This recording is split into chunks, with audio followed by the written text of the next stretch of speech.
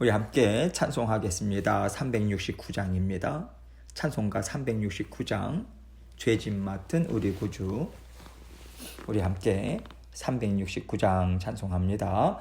죄짐 맡은 우리 구주 어찌 좋은 친군지 걱정 근심 무거운 짐 우리 주께 맡기세. 주께 고함 없는 고로 복을 받지 못하네. 사람들이 어찌하여 아랠 줄을 모를까. 시험 걱정 모든 괴로움 없는 사람 누군가. 부질없이 낙심 말고 기도 드려 아뢰세. 이런 진실하신 친구 찾아볼 수 있을까. 우리 약함 아시오니 어찌 아니하릴까. 근심 걱정 무거운 짐 아니 진자 누군가. 피난처는 우리 예수 주께 기도 드리세. 세상 친구 멸시하고 너를 조롱하여도 예수 품에 안기어서 참된 위로 받겠네. 아멘. 기도하겠습니다. 하나님 아버지 감사합니다. 오늘도 저희 모두에게 새로운 날을 주셨습니다. 사랑하는 모든 성도님들, 오늘 생업과 모든 하는 일들 가운데, 자녀들 가운데 우리 하나님께서 사랑으로 또 주님의 강권적인 역사와 함께 하심으로 우리에게 사랑을 베푸시고 은혜로 돌보심을 믿는 믿음으로 오늘도 주님과 함께 동행할 수 있도록 은혜 베풀어 주옵소서. 언제나 끊임없는 사랑 아버지 하나님 저희에게 베풀어 주셔서 정말 감사합니다. 변함없는 사랑이 우리의 상황이 어떠하든지 아버지 하나님께서 굳건하게 붙잡아 주심을 믿는 믿음으로 오늘도 주님께서 주시는 말씀과 더불어 아버지 성령 하나님의 은혜 안에 살아가는 저희 모두가 될 수 있도록 도와주옵소서. 아버지 이 말씀을 통해서 저희 각자에게 들려주시는 주님의 음성 듣기 원합니다. 겸손한 마음으로 주님 앞에 마음을 활짝 열게 하시고 전하는 자 듣는 자 동일한 하나님의 은혜 가운데 묶어 주옵소서. 모든 영광을 아버지 하나님 앞에 올려드리며 예수 그리스도의 귀하신 이름으로 기도합니다. 아멘. 오늘 하나님의 말씀 사무엘하 3장 2절로 5절, 12절로 13절 두 군데로 나눠서 보도록 하겠습니다. 사무엘하 3장 2절로 5절, 12절로 13절입니다. 먼저 2절로 5절 말씀 봅니다. 다윗이 헤브론에서 아들들을 낳았을 때 맏 아들은 암논이라 이스라엘 여인 아히노암의 소생이요 둘째는 길라압이라 갈멜 사람 나발의 아내였던 아비가일의 소생이요 셋째는 압살롬이라 구슬왕 달메의 딸 마아가의 아들이요 넷째는 아도니아라 학깃의 아들이요 다섯째는 스바데아라 아비달의 아들이요 여섯째는 이드르암이라 다윗의 아내 에글라의 소생이니 이들은 다윗이 헤브론에서 낳은 자들이더라. 12절 13절입니다. 아브넬이 자기를 대신하여 전령들을 다윗에게 보내어 이르되 이 땅이 누구의 것이니까. 또 이르되 당신은 나와 더불어 언약을 맺사이다. 내 손이 당신을 도와 온 이스라엘이 당신에게 돌아가게 하리이다 하니 다윗이 이르되 좋다. 내가 너와 언약을 맺거니와 내가 너에게 한 가지를 요구하노니 나를 보러 올 때에 우선 사울의 딸 미갈을 데리고 오라. 그리하지 아니하면 내 얼굴을 보지 못하리라 하고. 하나님의 은혜가요 언제나 풍성하게 부어지고 있습니다. 하나님의 은혜는 우리를 죽기까지 사랑하시는 마음에서부터 우리를 돌보시고 지키시는 하나님의 사랑의 손길이에요. 하나님은요, 하나님의 사랑이 언제나 변함이 없다고 분명히 말씀하고 계시기 때문에 베풀어 주시는 은혜 또한 언제나 변함이 없습니다. 우리가 고난을 당하는 순간이나 큰 기쁨을 누리는 자리에서나 부어주시는 하나님의 은혜는 항상 같아요. 그렇기 때문에 우리 마음이 두려워 떨리거나 근심에 눌리는 것은요, 은혜가 부족해서가 아닙니다. 하나님의 은혜는 한결같은데 우리 마음이 달라져서 두렵고 절망스럽고 불만족스러운 상태가 된다는 것을 우리는 먼저 생각해야 돼요. 오늘 본문 2절부터 5절까지를 보면요, 헤브론에서 낳은 다윗의 아들들이 나옵니다. 하나님은 다윗을 지명해서 부르셨어요. 이스라엘의 왕이 될 것을 말씀하시고 기름 부어주셨습니다. 그렇다면 당연히 왕이 되어야 하는 것이고요. 다윗은 그렇게 알고 살아왔어요. 숱한 고난을 다 헤치고 나와서 이제는 자신을 쫓던 사울 왕까지 죽었습니다.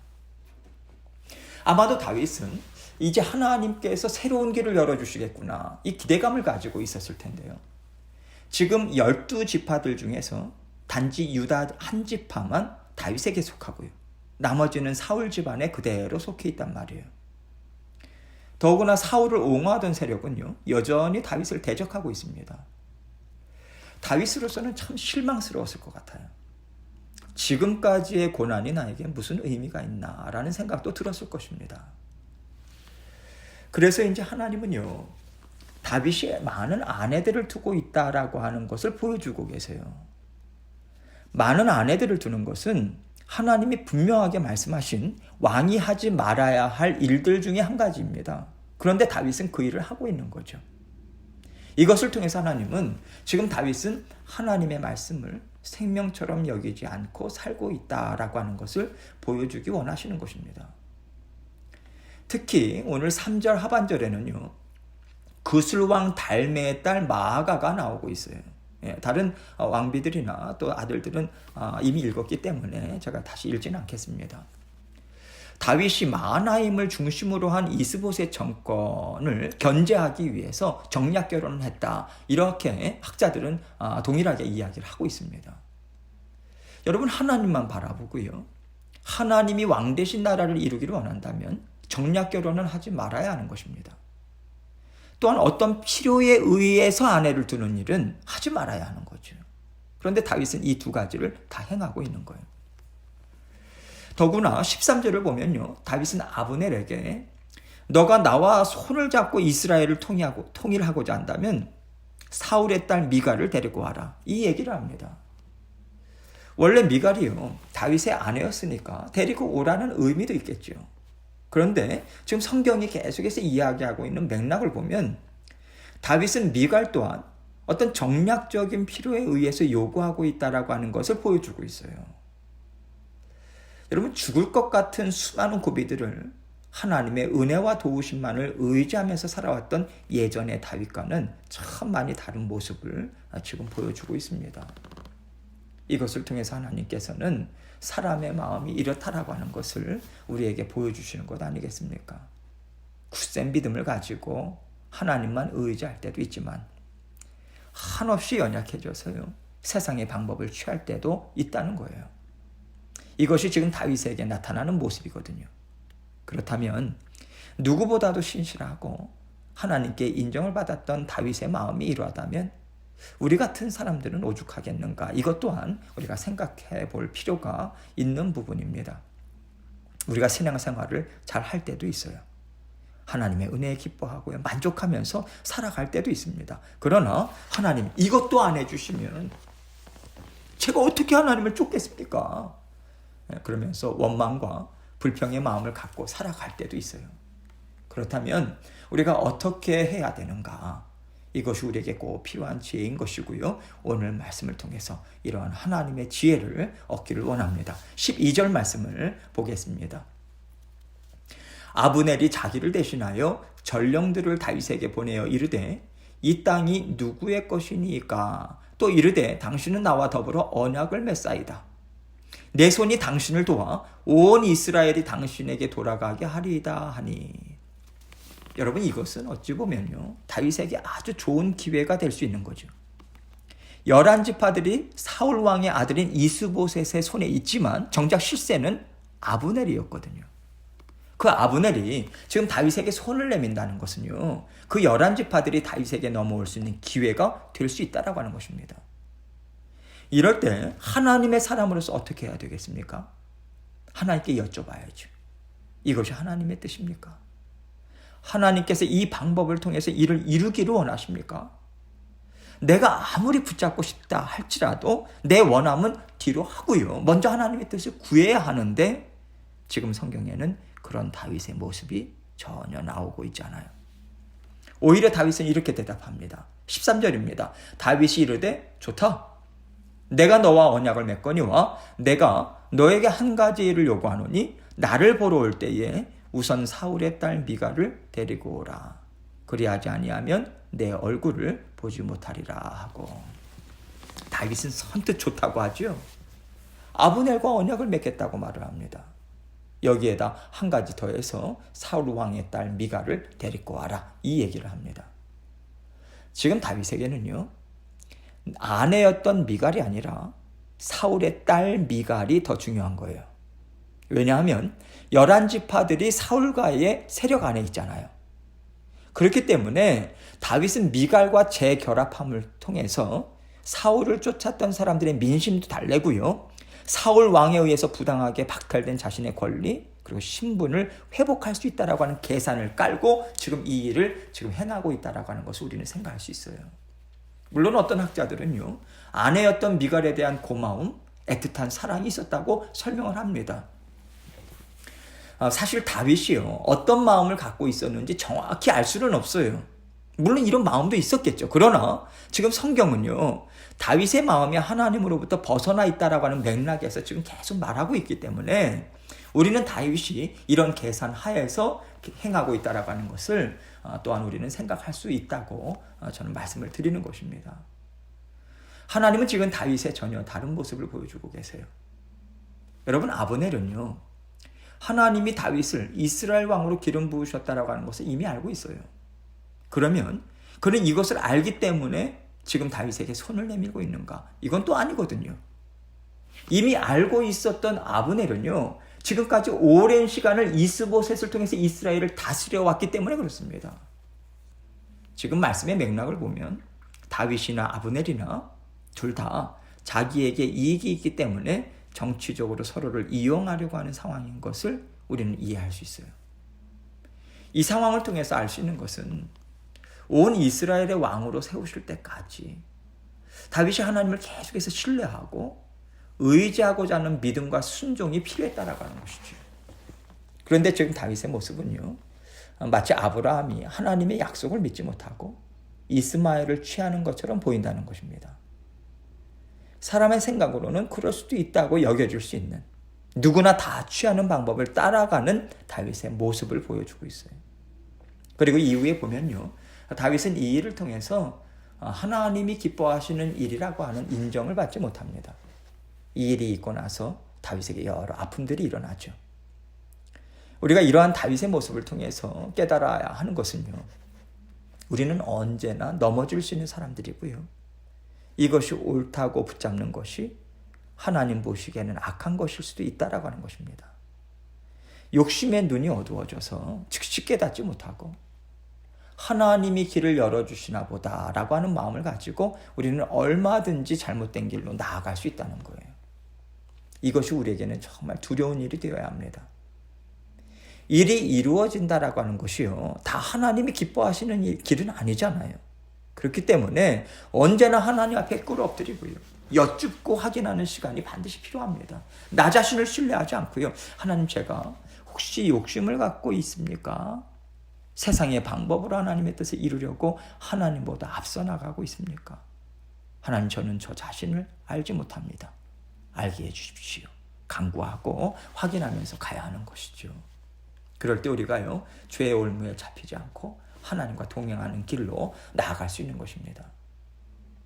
또한 우리는요, 이러한 순간에 하나님께서 우리의 마음에 어떤 말씀을 주고 계시는가 계속해서 생각해 봐야 합니다. 들여다봐야 돼요. 다윗이 아브넬의 제안을 들었을 때 하나님께서 분명히 다윗에게 아니다라고 말씀하셨을 것입니다. 지금 이것은 너에게 합당하지 않아. 그의 마음의 음성을 들려주셨을 거예요. 그러나 다윗은 그 음성을 듣지 못했다는 거죠. 하나님의 음성을 듣지 못했다라고 하는 것은 이미 다윗이요, 어떤 불안이나 초조, 낙심 가운데서 하나님에 대한 신뢰를 갖고 있지 못하다라고 하는 뜻입니다. 여러분, 사람의 마음에 불안감, 초조, 두려움이 있을 때는 하나님의 음성을 듣지 못해요. 붙잡지 못합니다. 그래서 하나님의 뜻을 알기 원하고 하나님의 음성을 듣고 순종하는 삶을 살기 위해서는 하나님의 인도하심이 가장 옳습니다. 가장 지혜롭습니다.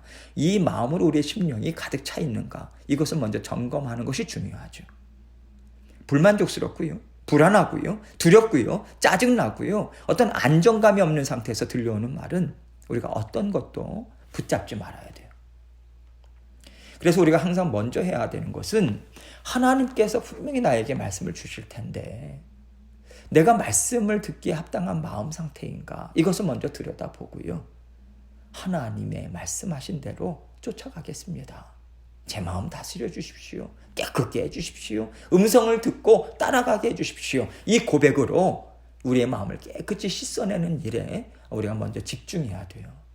우리 마음이 뒤죽박죽 되어 있고요, 마치 마음에 풍랑이 일고 태풍이 부는 것 같은 심령 상태에서는 우리가 잔잔히 들려오는 성령님의 음성을 들을 수가 없습니다. 불가능해요. 하나님의 자녀로 살아간다라고 하는 것은 살아계신 하나님, 나를 사랑하시고 내 길을 인도하시는 하나님과 함께 살아간다라고 하는 뜻이잖아요. 그렇다면 하나님의 작은 음성까지도 듣고자 하는 애씀이 우리에게 항상 있어야 합니다. 그 애씀이 무엇이겠습니까? 내 마음을 하나님 앞에서 잔잔하게 하는 거예요.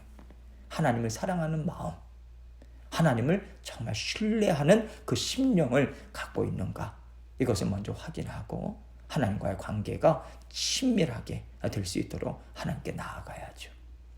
그렇게 막힘이 없다면 부르짖고 또 기도하고 감사 찬양 올려드리는 것이요, 다 하나님 앞에 연락되죠. 하나님과 함께 뜻을 이루어갈 수 있는 우리에게 힘이 될 거예요. 그러나 관계가 제대로 되어 있지 않은 상태에서는요, 아무리 부르짖고 기도하고 찬양을 해도요, 하나님의 음성을 제대로 들을 수 있는 상태가 아니라고 하는 것을 우리는 놓치지 말아야 합니다.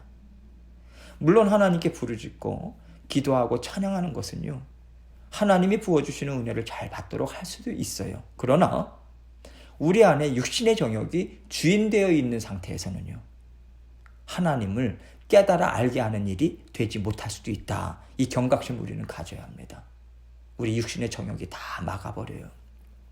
우리는 영적인 혼란 상태에 있을 수 있습니다. 하나님을 깨달아 알게 하는 것이 그렇게 부르짖고 기도해도 하나님을 알지 못하는 그러한 길로 나아갈 수 있어요. 하나님이 정말 나의 왕이시고 주인으로 계시는가? 내가 그렇게 하나님을 신뢰하고 있는가? 이 관계성 먼저 점검하시고 먼저 잠잠히 하나님을 신뢰하는 마음으로 우리의 마음을 다스리고 하나님의 은혜, 사랑, 이것을 기억하면서 하나님 옳습니다. 하나님께서 지금 인도하는 것 다 옳습니다. 인도해 주옵소서. 이렇게 친밀하게 하는 것을, 이러한 애씀을 먼저 우리가 붙잡고 하나님의 주시는 음성을 듣고자 우리는 애를 쓰고 부르짖고 기도하고 찬양해야 하는 것이죠. 오늘도 하나님께서는 은혜를 우리에게 부족함 없이 베풀어 주고 계십니다. 오늘도 깨어 있어서 하나님의 은혜 사모하는 마음으로 주님께서 주시는 음성 잘 들으시고 하나님과 함께 힘있게 동행하시는 저와 여러분이 되시기를 주님의 이름으로 축원합니다. 이 시간 함께 기도합니다. 하나님께서 오늘도 은혜를 변함없이 우리에게 베풀어 주실 거예요. 우리가 의사결정을 해야 되는 일들이 계속해서 우리에게 있습니다. 하나님의 지혜를 구하고 무엇보다도 정말 분주한 마음 다 내려놓고 나의 주인됨 내려놓고 주님께서 주인 되십니다. 하나님께 온전히 고백하고 먼저 하나님 앞에 오늘도 주인됨으로 다스려 주옵소서. 이 고백으로 먼저 나아가시고 또 여러 가지 기도 제목들 가지고 주님 앞에 나아가도록 하겠습니다. 기도하시겠습니다.